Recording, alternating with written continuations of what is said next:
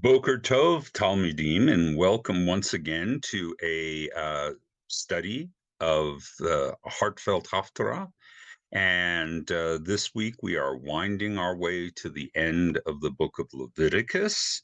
And as behooves a year when we don't have to have a leap month, uh, two Torah portions have been compressed together to make a double portion.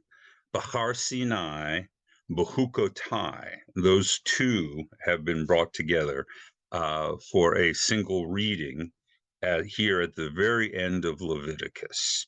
And to go with that in this double portion, we have a reading from the book of Jeremiah, Jeremiah 16 and 17. So, in tent peg business, let's talk a little bit about the relationship of the prophets to Israel, the people Israel specifically, but also the degree to which they are universalistic. This is one of the things that is often remarked upon. We assume that the prophets are speaking to the entire world because we now live in a world where Christians and Muslims have adopted much of the prophetic tradition and incorporated into their own tradition. So it seems after the fact that that's exactly what's going on. On the other hand, when you read people like Jeremiah, you can see that while they may sort of speak to the surrounding nations in various ways. Sometimes they will have an oracle directed specifically at another people, another country, another kingdom. As a rule, their focus is pretty much entirely on the Jewish people, or in the ancient world, we would call them the Israelites. So, what is it? Are they particularistic or are they universalistic? And the answer is yes, they're both. There is no doubt that the primary focus of the prophets is to speak to the people Israel, and it is an early example of what's the phrase we use? All politics are local. Um, think globally, but act locally. Uh, you see many, many references to a future ideal, the belief that the time will come when all the peoples and all the nations will acknowledge that the God of Israel is the one God of all humanity, but there's really not a lot of current effort being put towards that. It's not that the Israelites and the prophets who inspire them are being instructed to proselytize, to convert the nations, to send the message out there about the particular traditions of Torah and convince them that that's the way they need to live. A classic example of this is actually the passages that we read on Yom Kippur. We read the book of Jonah. And in the book of Jonah, who is considered a prophet, even though there is some suspicion about the book. But in any case, we're not going to get into that. Anyway, Jonah story is a novella. It's told a short story about how Jonah is sent to speak to the people of Nineveh, the kingdom of the Assyrians. These are the great enemies of Israel, and the first thing that provides for the drama of the story is that Jonah doesn't want to talk to the Assyrians. They're jerks. He doesn't want to try and persuade them to change their ways. He'd much rather God just smite them right out. But God forces his hand and sends him to Assyria, to the great city of Nineveh, to tell them that they're doing wrong and that they need to change their ways. Now, the key to all of this is that Jonah does not go to persuade them that there is only one God in heaven and on earth, but rather to persuade them that their behavior is immoral and that could bring disaster upon them, and that they need to change their ways. And then the charming thing about the story, of course, is that the Gentiles hear this message immediately and are struck with contrition, repent, and the city is spared, to the disappointment of the Hebrew prophet. So it's a classic and an important lesson that the prophets talk about a universal God. They talk about the universality of God's role in the world, but they don't think it's their job or our job to convince the world to think in Jewish terms, to understand God in a particular monotheistic frame, et cetera, et cetera. And Jeremiah is very much of that vein. He is thinking about the idea that God rules over all things, but that God will make himself known as is known to us in God's good time. And it's not our mission to carry that message forward. And of course, that is a particularly striking feature now that two of the major religions of the Western world, the two most dominant religions in the world, that is Christianity and Islam, are both proselytizing religions. They see themselves as universal, and as a universal religion, they see it as their mission to convince everyone who's not, respectively, Christian or Muslim, that they should be. And of course, that we know from our own experiences that that can sort of shade over into a kind of imperialism where, in order that something be done for our own good, we are forced to adopt their universal religion. Um, Judaism pretty much avoids that problem. There was a time, sometime during the Roman period, the first, second century of the Common Era, where it seems that Jews were inspired to convert other people and were rather active about it. And we see references to that. We see a little bit of it in our own literature. We see more of it in uh, the Christian Bible, the Gospels. And so apparently there was this idea. And of course, as often happens, the idea transferred its way over into the newly created Christianity and also made its way into Islam a few centuries later. But we left that idea behind. The same way we left behind notions of fallen angels and radical dualism between good and evil, certain ideas that were very popular at the beginning of the Common Era in the Jewish community. The rabbis uh, come to see those as not legitimate theological claims, and they fade and disappear from Jewish tradition. It was a failed experiment from our perspective, but the idea has persisted among our daughter religions. So I just wanted to share that little 10 peg journey of ideas about universalism and particularism within the prophets before we get to our Torah portion and our prophetic reading this week. So, Behar-Bechukotai, the most distinctive part of the Torah portions, the double portions, is the very famous and weird performative moment when the Israelites are called upon to uh, receive blessings and curses and recite them. Blessed are those who follow God, cursed will be those who don't.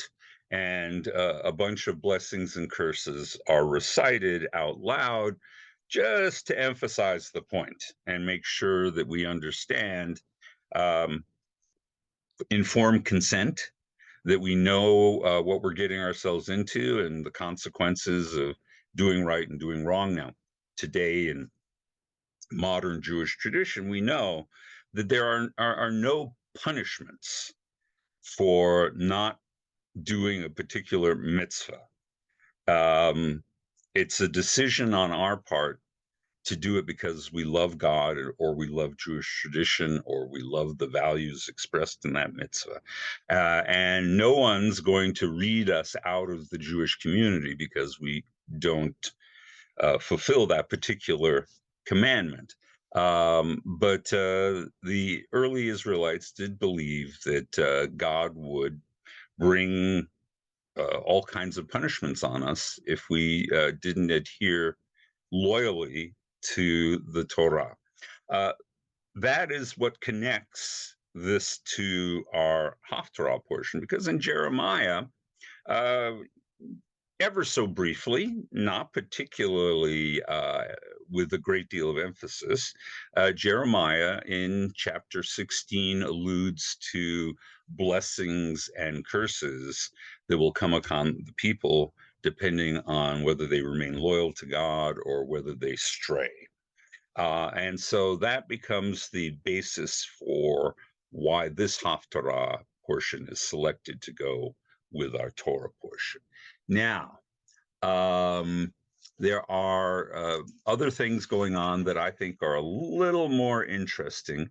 Of course, along with this call to adhere to God and to be faithful to God, there is the standard prophetic message about at the center of God's concerns is justice and injustice. And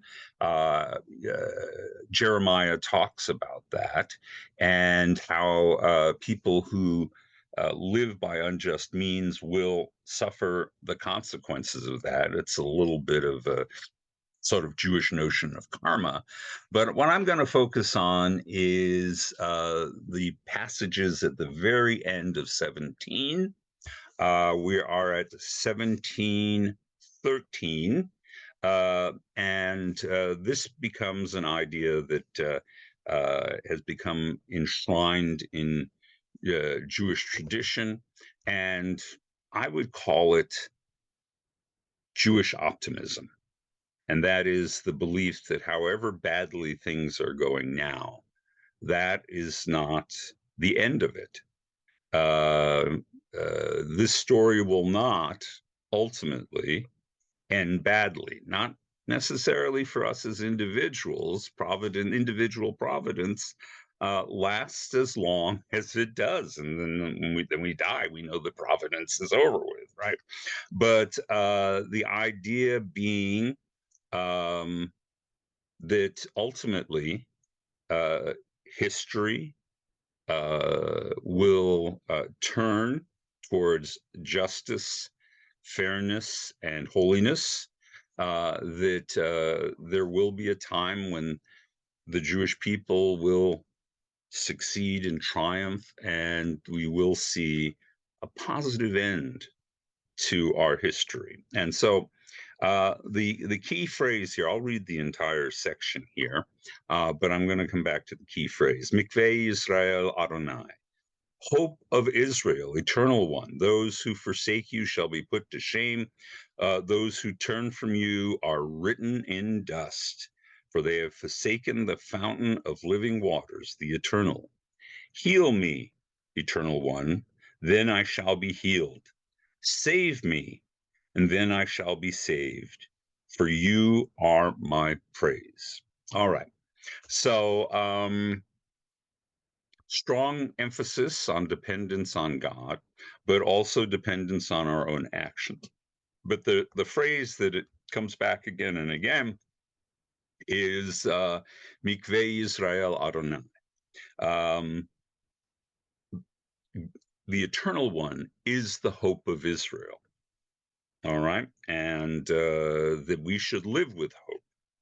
Now, this becomes attached to a very particular aspect of Jewish tradition. We have encountered before the idea of Jewish purity and impurity, and we should be familiar with the concept of the mikveh, which is the ritual bath in which Jews restore their status as of purity or normalness after they've encountered tuma, impurity, weirdness, out of kilterness, et cetera, et cetera. So it's funny that the same word, it's slight variation in vowels, for hope and for a ritual bath appear here. So mikveh Israel Adonai, and Jewish tradition runs with that pun, with that wordplay. So it is our hope, but it is also this idea that we need to maintain a degree of purity in ourselves, and we can do that by jumping in living waters. And in fact, the phrase appears, Makor Chayim Chayim, the source of living waters. And that will allow me to talk a little bit about the mikveh, but also realize it works on a allegorical level, right? So, as the rabbis say, just as a mikveh purifies the body of a Jew, God purifies the soul of a Jew. The idea is that God is our wellspring of purity and also a force that cleanses us from our shortcomings as human beings. So, just a couple of observations about the mikveh. As I think I've said earlier, very little of the purity system of the Israelites is still active in Jewish life, a relatively small slice. It has mostly been abandoned because we don't have a temple anymore, and the requirement that you be in a state of purity really applies mostly to being able to get into the temple building and to be there in a pure state. So without the temple, it's not nearly as important as it once was. But we still preserve certain aspects of it. One of them is the idea of ritual purity following a woman's menstruation. In the traditional Jewish community, a woman goes to the mikveh every month after the end of her menstruation, and she is purified then. And then, whereas during the time of her menstruation, she shouldn't touch anyone uh, because it could transmit tuma, weirdness. She is once again back in the normal community once she's undergone an immersion in the mikveh, and she's back in action, and her husband can touch her and have relations with her, et cetera, et cetera. We also maintain this the mikveh for men, but it's not mandatory. But it is customary for pious men to immerse themselves periodically. Many pious men will go to the mikveh on the eve of Shabbat.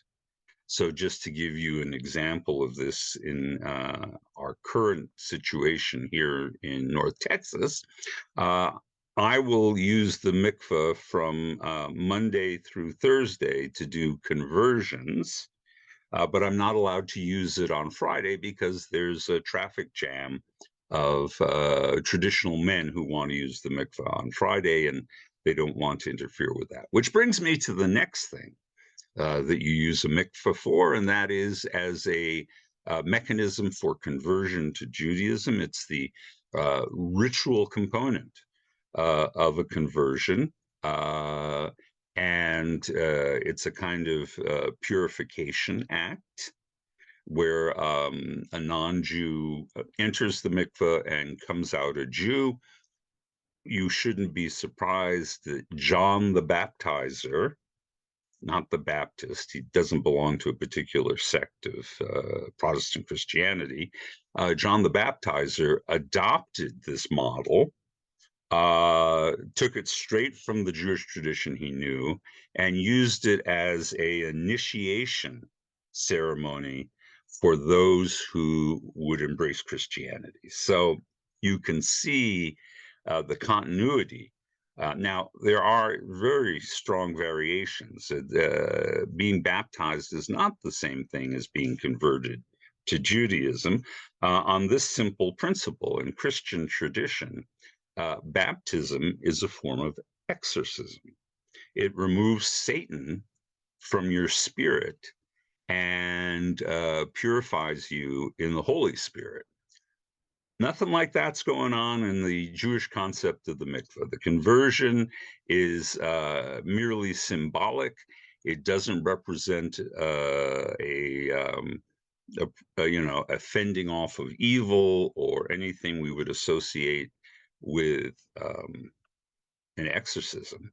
It is a metaphorical purification. It is an initiation ceremony, but it doesn't carry all the freight that Christian baptism does. And then the final way in which the mikveh is used is to purify our cooking utensils, which I always think is a wonderful image because it just represents how down to earth Judaism is. We worry about our pots and pans. That's where we see an element of holiness in our spaghetti sauce, and therefore we want to have our instruments koshered in order that everything, even the most mundane thing in Jewish life, is dedicated to God. It's actually a wonderful association as far as I'm concerned. So God is the mikveh of Israel. And then my final thought is this word is still with us in a very, very potent way because the state of Israel, they have a national anthem, and it is called Tikva, the hope, Hatikva.